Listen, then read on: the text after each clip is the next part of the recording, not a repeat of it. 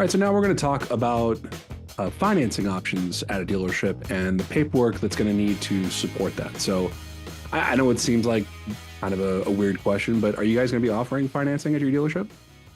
I would like to, yes. Okay. Will? I will not be offering finance, no.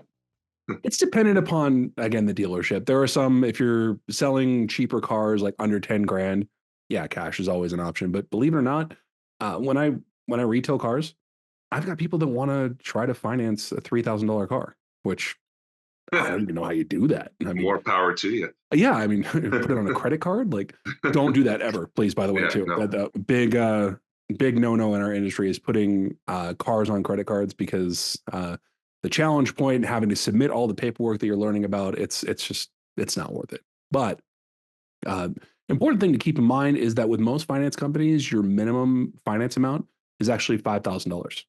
So that's tax, title, license. You want to add on a few things as far as your service contract. I've actually had to help customers get to that $5,000 mark and then figure out what their down payment was going to be. So it's an interesting dynamic when you're looking at it as far as finance is concerned. One thing I'll have you guys write down, again, not on the test, but just a little bit of a keynote here is, believe it or not, State Farm actually does financing. Really? It's really weird. It's only for prime lending. So for our purposes, prime is typically anything over 640 credit score. Anything under 640, we're getting in more of the subprime category. That's a nice way of saying good or bad credit. In our industry, again, I don't care if you've got a 800 credit score or if your credit score is in the fours.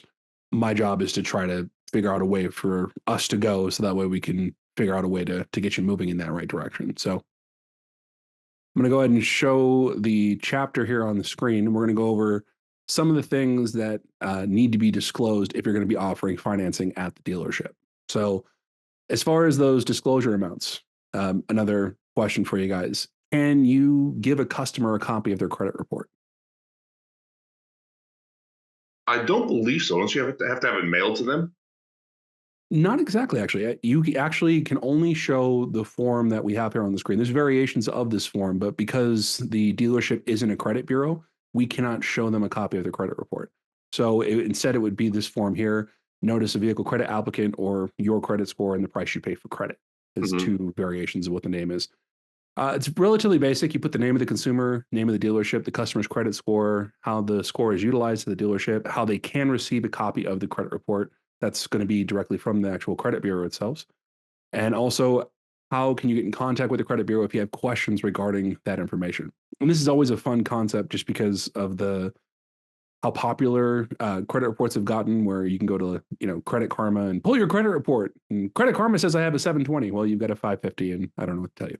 Yeah, there's some wild discrepancies when we're doing soft pulls like you would in those kind of portals and hard pulls to actually showcase what your actual credit score is. So important thing to keep in mind. Also, if you're running customers' credit in any way, shape, or form, it's a good idea to have rejected applications on file, and you want to write a note out indicating when the customer came in and why they were rejected, because there is a process as far as them being able to get their information, and it gets into the point of some customers have felt discriminated against. Financial discrimination is actually one of the biggest forms of discrimination we face in our industry. So making sure that you're by the book and making sure that you're implementing that accordingly. There's another portion called red flags rule. This isn't just the car industry with this particular one. This is any industry where you're having customers' personal or private data and verification of identity.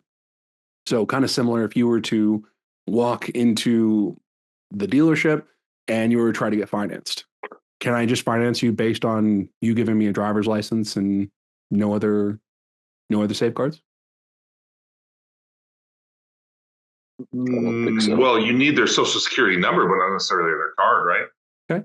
But can you fake a driver's license? Oh yeah, for sure. Yeah. Fake a social security number? Yeah. No. Yeah, you can. Oh yeah, you can. Yeah, you can. Yeah, it's a weird time to be alive, let me tell you. And I recommend this to any students that are on there. Facebook has a group called Real Success in the Car Biz.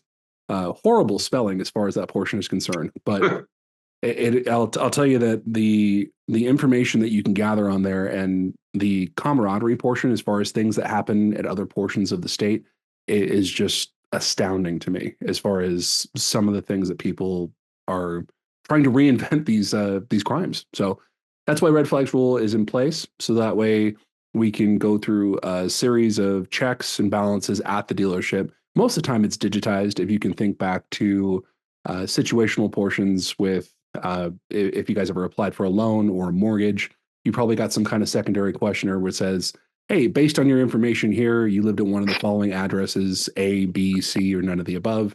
It's basically to have that secondary protocol so that way you can move on with that process.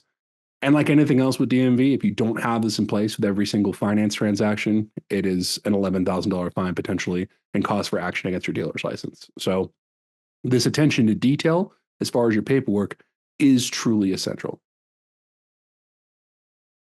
All right. In light of that, let's talk about why.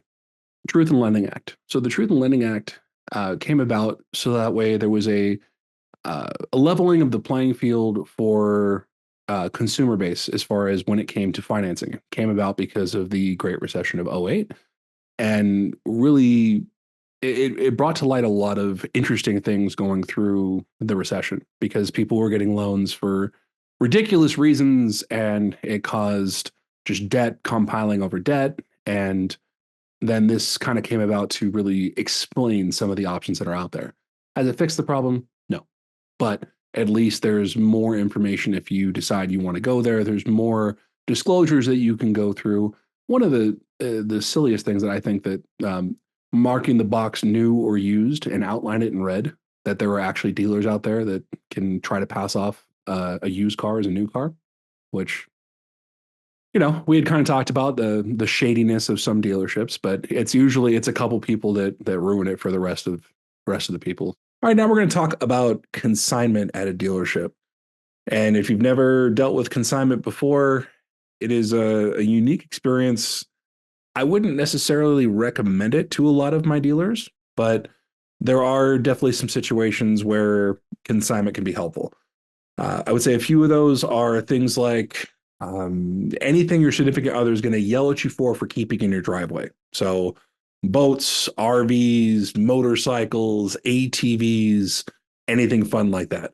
If someone tries to consign a Toyota Camry with you, gentlemen, I'll defer to you. If someone was to say, hey, I don't want to sell you my Toyota Camry, I want you to consign it for me, what do you think are some of the problems that could come up from a consumer level?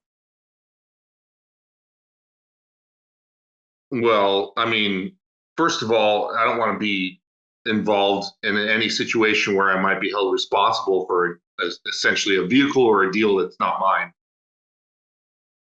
Yeah, it's a good point because even under consignment, we're still under the same rules.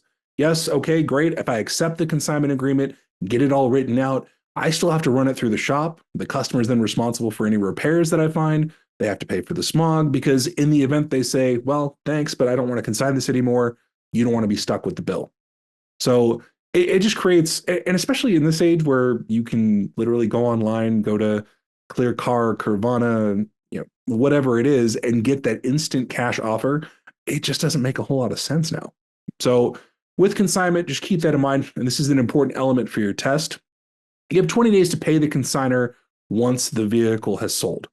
And yes, they actually have to write that out in the law now because there were car dealers that were selling it and not paying the person to actually get their money back for their car. So now it's absolutely a law, something we have to follow as car dealers, but very basic when it comes to consignment. If you don't do anything for consignment, the easy way to remember this is that there are two options for 20 days.